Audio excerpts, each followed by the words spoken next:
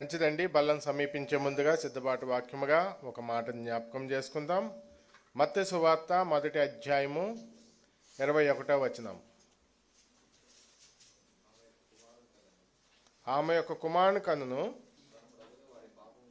తన ప్రజలను వారి పాపముల నుండి ఆయనే రక్షించును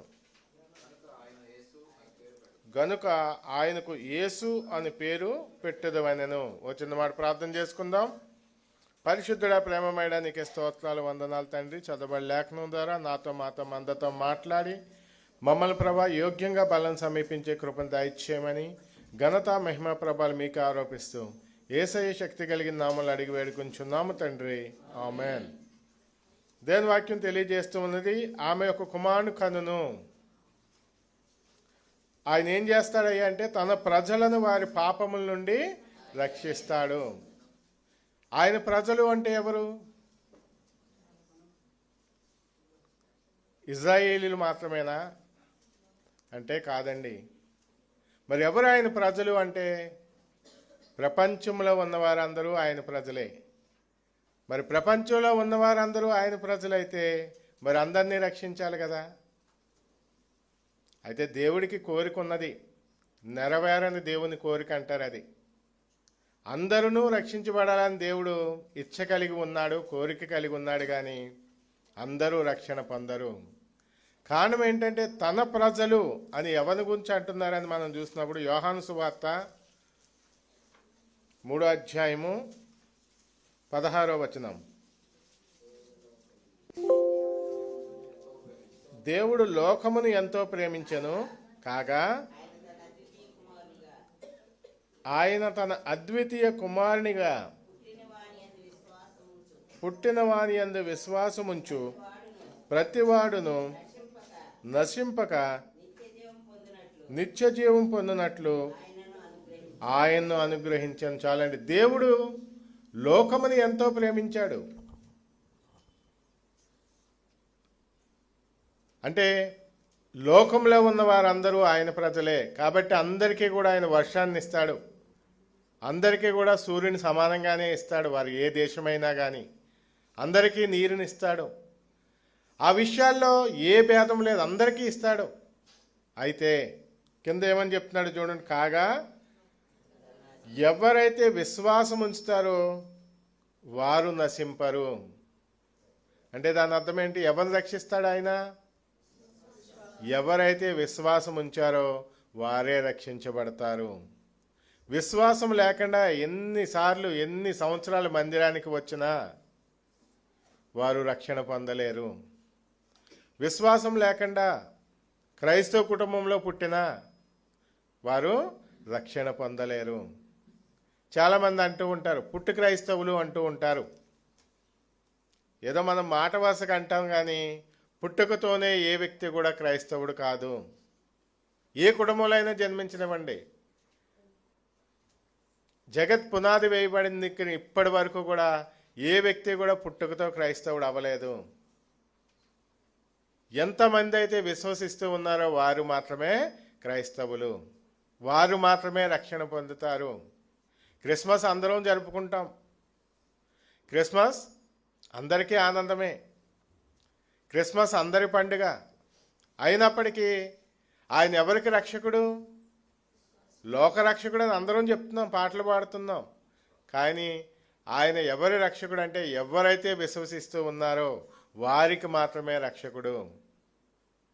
అలా కాకుండా ఉన్న వాళ్ళంతా కూడా భ్రమలో ఉన్నట్టే.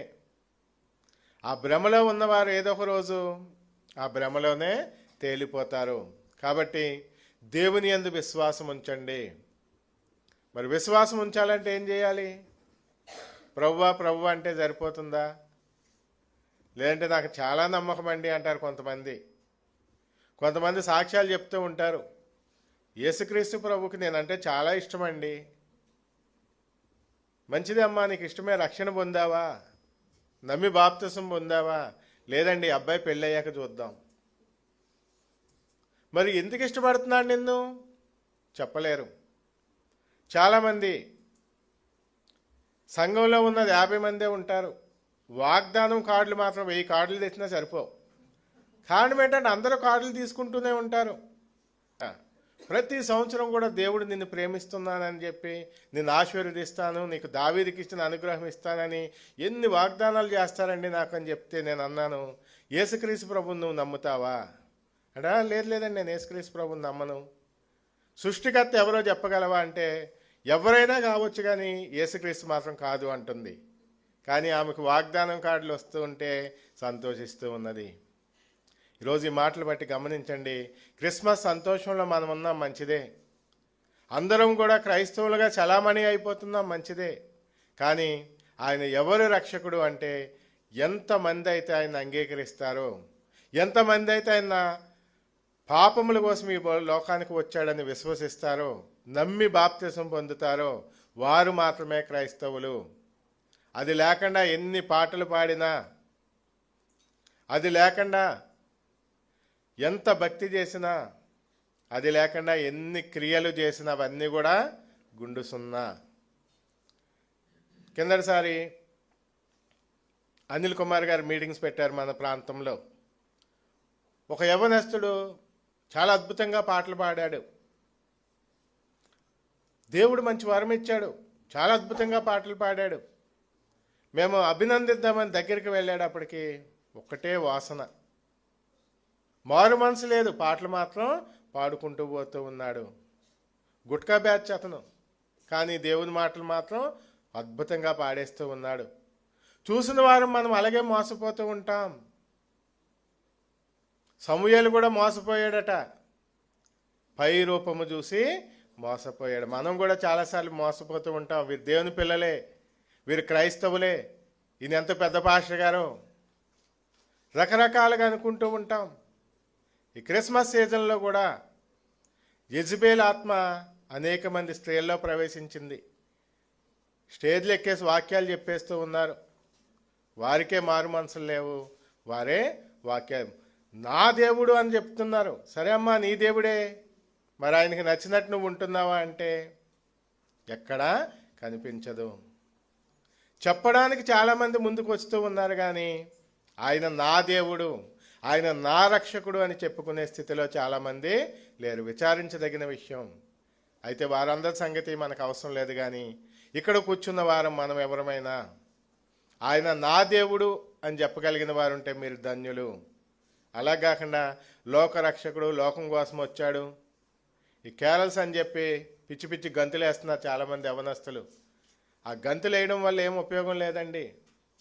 రాత్రి వెళ్ళి పక్కింటి వాళ్ళు అందరికీ నిద్ర డిస్టర్బ్ అయ్యేలాగా అరిసి కేకలు పెట్టేసి ఆహా ఎంత ఆనందించేశాం, పౌలు గారు చెప్పిన ఆనందం ఇదే అనుకునేవారు చాలామంది భ్రమలో ఉన్నారు. కానీ ఆయన నీ రక్షకుడు అయితే నీవు ధన్యుడవు, నీ రక్షకుడు అయితే నీవు ధన్యురాలవు. ఇప్పుడు మరలా చదువుకోండి ఆ మాట, తన ప్రజలను అన్న దగ్గర నా పేరు పెట్టుకోవాలి, మీ పేరు పెట్టుకోవాలి, మన పేరు పెట్టుకోవాలి. అలా పెట్టుకోవాలంటే ఒక యోగ్యత ఉండాలి. ఏమిటా యోగ్యత అంటే, విశ్వసించే వారిలో మనం ఉండాలి. విశ్వాసం లేని వారు అనొచ్చేమో, కానీ దేవుడు మాత్రం ఏమంటాడు, నీవెవరో నాకు తెలియదు. అదేంటయ్యా, క్రిస్మస్ పెద్ద పెద్ద స్టేజ్లు వేసాను కదా, క్రిస్మస్కి క్యారల్స్ చేశాను కదా, క్రిస్మస్లో కీబోర్డ్ నాదే మా చర్చిలో అంటే దేవుడు ఏమంటాడు, అక్రమము చేయవారులారా వెళ్ళిపోండి. ఆ స్థితిలో మనం ఉండకూడదంటే, ఆయన మన రక్షకుడిగా ఉండాలి అంటే, ఆయన అందరి కోసం మొట్టమొదటి రాకల్లో వచ్చాడు, కానీ రెండో రాకల్లో ఎవరి కోసం వస్తున్నాడు, ఎవరైతే విశ్వసించారో వారిని తీసుకువెళ్ళడానికి మాత్రమే వస్తూ ఉన్నాడు. కాబట్టి నువ్వే గుంపులో ఉంటావో నీవే నిర్ణయించుకో. ఎవ్వరికి బలవంతం లేదండి. నేను నమ్ముకోను, ఇలాగే ఉంటాను అంటే అలాగే ఉండొచ్చు. ఎవరు నష్టపోతారు?